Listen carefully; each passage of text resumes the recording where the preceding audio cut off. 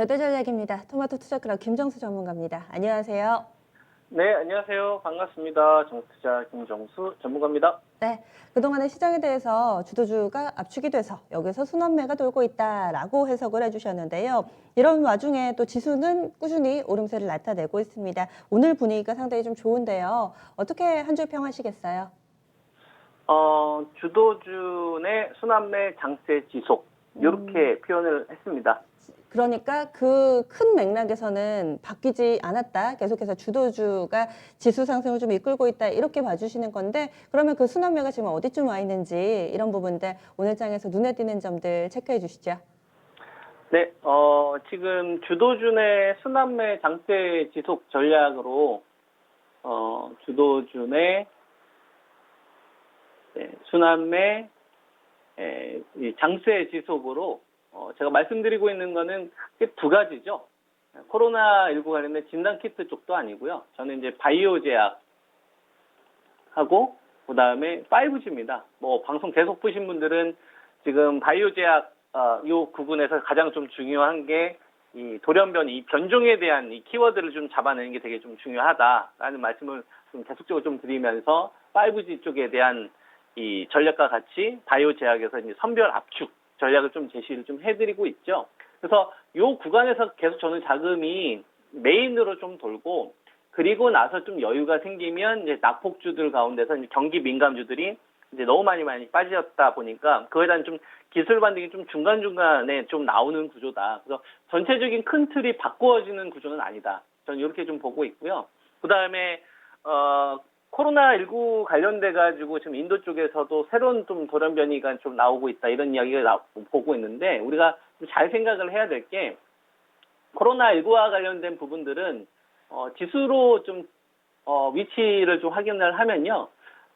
올해 우리나라 시장에 그 가장 먼저 직격탄을 좀 졌던 요 2월달 요 말은 중국 우한에서 시작해서 중국에서 끝나지 않고 요게 이제 일본이나 그다음에 우리나라 국내 쪽 그 대구 쪽 신천지 쪽으로 확산되는 부분들이 나오면서부터 시장이 본격적으로 팬데믹으로 컸던 거거든요.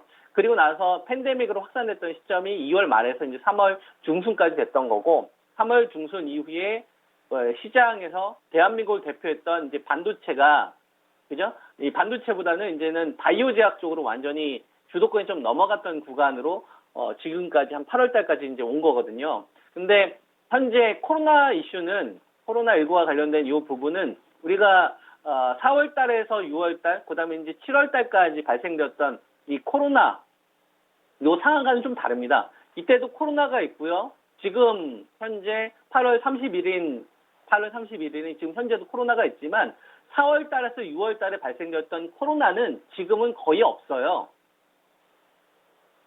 그 4월 달에서 6월 달에 발생되었던 이 코로나는 지금 거의 다 없어요. 지금 코로나 나온 거 뭐냐면 4월 달에서 6월 달에 나왔던 이 코로나 가운데서 변종이 된 게 지금 전 세계적으로 퍼진 거고요. 4월 달에서 6월 달 요 사이에 발생되었던 이 코로나 이 원인들이 있을 거 아닙니까? 그 걔네들은 지금 다 거의 다 이제 사멸했다 보시면 됩니다. 그러니까 지금 나오고 있는 코로나는 코로나라는 단어는 똑같은데 코로나의 원인 물질이 다르기 때문에 지금 시장에서 중요한 거는 이 변종에 대한 부분, 돌연변이와 관련된 R&D를 가지고 있는 업체, 그러니까 간이라든지 폐 쪽이라든지 그리고 이것이 얼마나 이제 심각하게 되면 이제 삼상 되기도 전에 미국 이제 FDA 쪽에서 이제 긴급 승인까지 한다는 얘기가 나오지 않습니까? 그러다 보니까 지금 바이오 제약에 투자하시는 분들이나 진단키트 관련돼서 투자하시는 분들도 이 키워드를 반드시 알아야 됩니다. 코로나가 우리가 알고 있었던 4월 달에 6월 달에 알고 있었던 코로나의 원인 물질이 지금 다르구나. 단어는 똑같지만. 그러니까 이제 나중에는 이제 단순히 이제 코로나와 관련돼서 이 걸렸는지 안 걸렸는지 양성인지 음성인지 요거를 파악하는 게 이제 주력이었다고 한다면 이제는 검사 이후에 우리가 이제 백신이 나오거나 치료제가 나왔었을 때 그 사람 몸 쪽에서 이제 치료제가 나오거나 이제 이 백신을 맞게 되면 항체가 생길 거 아닙니까? 이 항체가 발생이 됐느냐를 알아보는. 즉 중화항체가 발생이 되는지 알아보는 이 항체 진단 키트 쪽으로 이제 저는 진단의 키트에 대한 어떤 프리미엄도 이제 전 바뀔 거다 이렇게 이제 보고 있고요.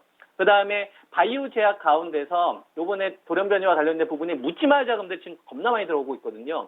이걸 어디서 할 수가 있냐면 코스피 지수가 2370 구간인데요. 거래량은 지금 최근 들어서 가장 큰 폭으로 좀 증가를 했지 않습니까? 지난주에 완전히 솟아올랐잖아요. 그죠? 그런 거래 대금이 늘어나야 되는데 거래 대금은 오히려 지금 줄어들고 있다 이거죠. 거래 대금이 줄어들고 있다는 얘기는 거래 대금이 줄어들고 있음에도 불구하고 거래량이 늘어난다는 얘기는 그 가격이 싼 쪽으로 자금이 쏠린다는 얘기지 않습니까? 즉 단기 트레이드 자금 자체가 좀 집중되고 있다 이거죠. 그 얘기는 뭐냐면 지금 시장에 베팅되고 있는 자금들은 트레이딩 성격의 자금들이 주를 이루고 있는 거고요.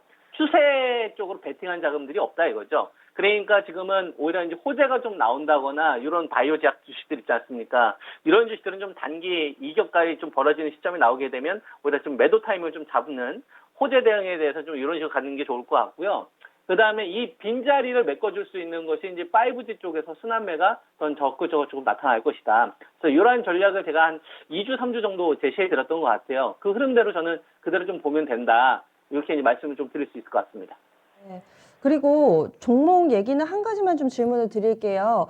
바이오 섹터 내에서도 몇몇 종목군들 좀 주셨었는데 바이넥스가 말씀해 주신 이후에도 계속 오르고 또 이번 주 지난주 너무 많이 올라가지고 들고 계신 분들은 이 바이넥스는 계속 가져가면 되는 건가요?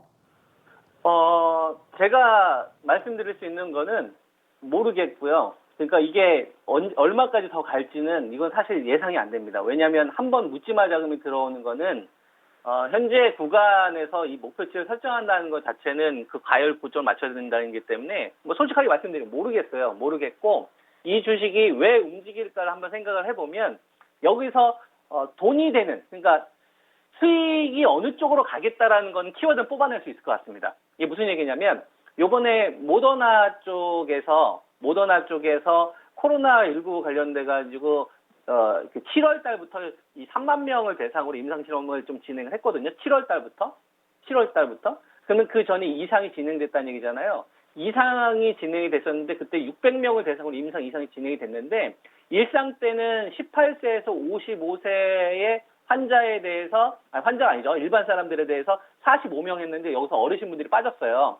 근데 이상 때는 18세에서 55세 이분들은 250명인데 나머지 어르신분들은 350명, 그러니까 어르신분들이 더 많은 거죠. 안정성이 검증이 된 거예요. 근데 이 안정성이 검증이 되는데 뭐가 생겼냐면 중화항체가 생성됐다 이거죠. 요게 지금 현재 이 바이오제약 투자하는 데 있어서 완전 메인이거든요. 중화항체가 생성된다. 그러면은 바이넥스가 조금 설명이 되는 게 얘들이 중화항체를 생성할 수 있잖아요.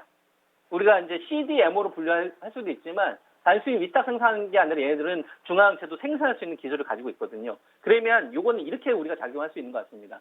그러니까 중화항체로서 작용한다는 얘기는 이 바이러스나 병균이 변종에 대해서 오더라도 이거에 대해서 치료가 있다라는 거지 않습니까? 이 바이러스 근데 4월 달에서 6월 달에 발생됐었는데 이거하고 지금 다른 원인이 변종에서 나온 거잖아요. 그러면은 이 변종은 어디서 나온 거냐면 RNA에서 나오는 거고 모더나가 RNA를 기반으로 백신이 나왔는데 거기서 중항체가 생성됐으니까 바이넥스가 얼마까지 잘 갈지 모르겠습니다. 그래서 보유하신 분들은 분할 매도를 하시든 그거 이제 알아서 잘 결정을 하셔야 될 것 같아요. 일단 제가 커버할 수 있는 라인을 벗어났고 제 기술은 다 벗어났어요. 그래서 그렇게 할 수 있는데 근데 여기서 팁을 드릴 수 있는 거는 RNA가 관련된 주식들이 뜨겠구나라는 걸 알 수가 있죠. 그러면 현재 바이오 제약 가운데서 RNA 관련된 주식들을 투자하는 게 바이넥스 같은 주식들을 놓치신 분들이 노릴 수 있는 어떤 좀 전략이지 않을까. 이렇게 좀 답은 좀 드릴 수 있을 것 같습니다. 네, 알겠습니다. 이제 또 개인의 영역입니다. 들고 계신 분들이 약간은 또 투자 성향과 융통성을 고려하셔서 이제 또 선택을 해 주셔야 될 것 같아요. 더 끌고 갈 것이냐 아니면은 여기서 좀 수익 실현을 하시느냐. 앞서서 또 뭐 10,000원대 이럴 때부터 얘기를 해 주셔가지고 수익을 많이 내신 분들 상당히 좀 기분이 좋으실 것 같아요. 그리고 앞으로 또 해주신 이야기들도 참고하면서 오늘 대응 전략 세워보겠습니다. 고맙습니다. 네, 감사합니다.